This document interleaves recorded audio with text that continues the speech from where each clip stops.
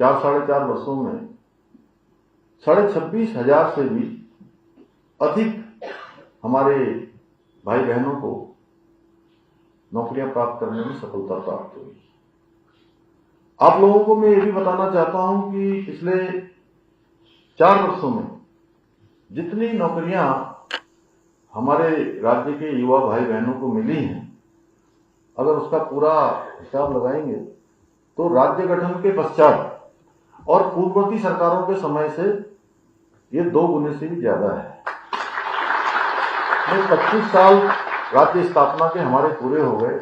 इस वर्ष हमने राज्य स्थापना का रजत जयंती वर्ष के रूप में हमने इसका आयोजन भी किया, जगह जगह कार्यक्रम भी किए। परंतु ये जो दुगने से इन 25 सालों में जो नियुक्तियां पिछले 4-4.5 वर्षों में संपन्न हुई हैं, उसके कारण से विपक्ष के लोगों को ये रास नहीं आ रहा है कि आज हमारे युवा गरीब माता पिता के बेटे बेटियां अपनी योग्यता, प्रतिभा और क्षमता और मेरिट के आधार पर कैसे सरकारी नौकरियों में अवसर पा रहे हैं। उनको परेशानी हो रही है इस बात की। मैं उन सभी को आज आप सबके इस कार्यक्रम के माध्यम से स्पष्ट कर देना चाहता हूं कि हमारी सरकार युवाओं के भविष्य के साथ किसी प्रकार से भी कोई खिलवाड़ नहीं होने देगी और हम युवाओं को रोजगार देने के जो हमारा संकल्प है, उसके बीच में किसी तरह की भी कोई बाधा बिल्कुल नहीं आने देंगे। कोई भी निर्णय लेना होगा उसमें 1 मिनट की भी देरी नहीं करेंगे और वो निर्णय ले लेंगे। आप सबने देखा भी था, पिछले दिनों एक प्रकरण आया था, उसको बहुत तेजी से ये प्रचारित करने का प्रयास किया गया कि ये पर्चा आउट हो गया है, पेपर लीक हो गया है, जबकि वो पेपर लीक का मामला नहीं था।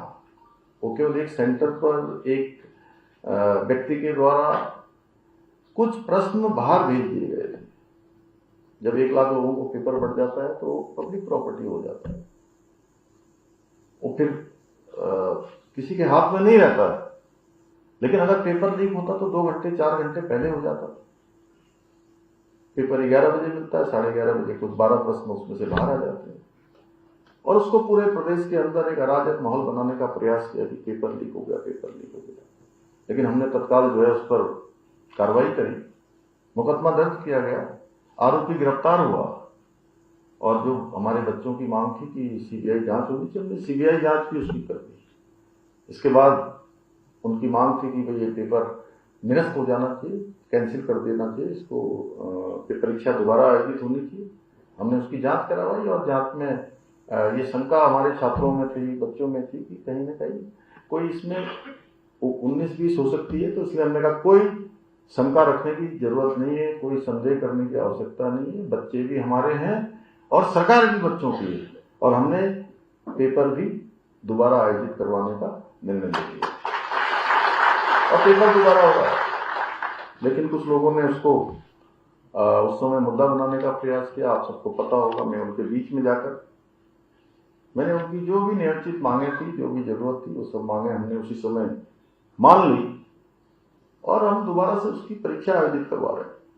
अभी 10-12 हजार जो हमारी नियुक्तियां अगले 1 वर्ष के अंदर होनी है, उसका कैलेंडर हमारा तैयार बना हुआ है।